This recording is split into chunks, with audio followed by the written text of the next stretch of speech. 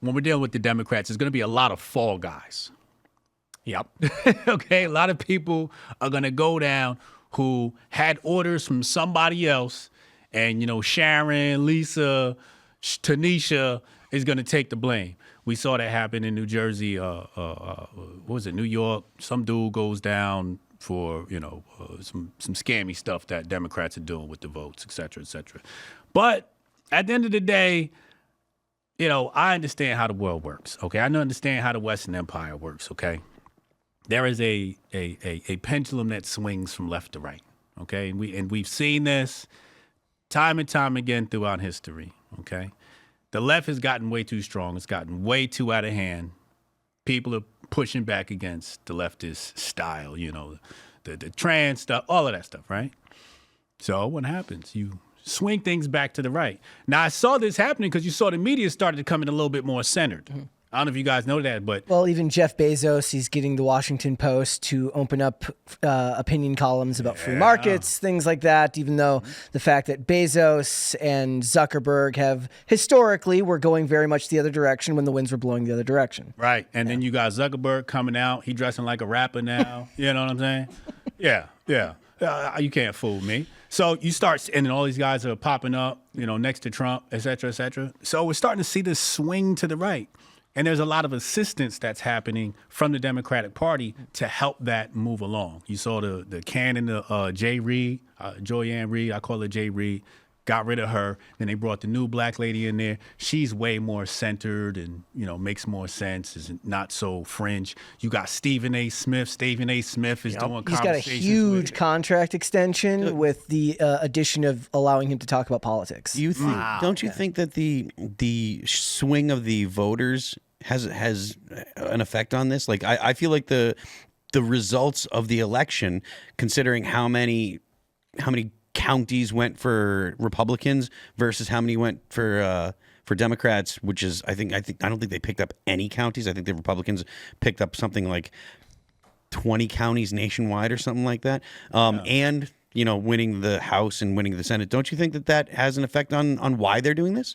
Yeah, but I mean, can you give the voters that much credit when you got a dead body as a president and an idiot as the person that ran, and she didn't even get the votes to run. They just installed her, said, "Oh, you're going to be the nominee." Like there was no.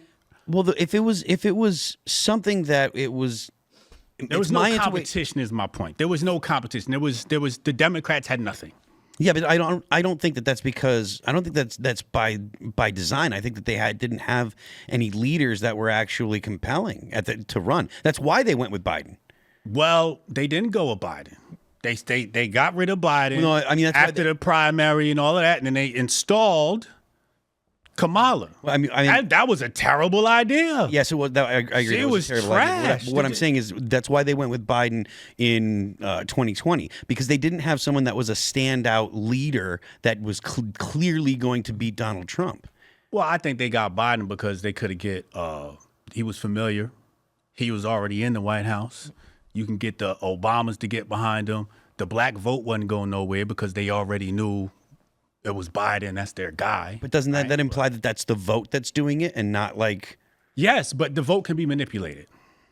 Not only through the Act Blue stuff, right? But the voting can be manipulated just based upon perception. If you take somebody like Kamala Harris and you run her and they ask her a very simple question, what could you have done better? This is a question you get when you apply for McDonald's. You gotta be ready to answer that question, and she can't answer that question. When they ask you and they say, yo, what's up with the president's mental health, and you sit up there and you lie, everybody knows there's something wrong with the dude's brain. So you get up there and you lie. You can give the voters some credit, but nobody's actually going to vote for that. Real quick, I got to be honest. When they asked Kamala on The View, they're like, what would you have done differently? If she legit said, I think I would have kept the fries in the fryer for about 20 seconds longer, I'd be like, that's an answer. Yeah. Instead, she's like, nothing. Nothing. You can't do that, right? Well, they have no introspection whatsoever, which is why things keep falling off a cliff. Yeah, I agree with that. That's why I feel like, they just threw the fight. Yeah. I agree. I think they threw the fight. I think I still think they would have won if they just ran Biden, brain dead and all. I don't think There was I don't think Biden- wait. There was people that, like, before the election. There were people the day before Googling, like, is Joe Biden still running? If they had the votes, they wouldn't have the disarray they have now. If they'd had There's two factors, okay? The prices of things, actually 3 factors. The prices of things, the dead body in the White House, and the fake black lady. 1, 2, 3, you out of here. we did talk about this on the show.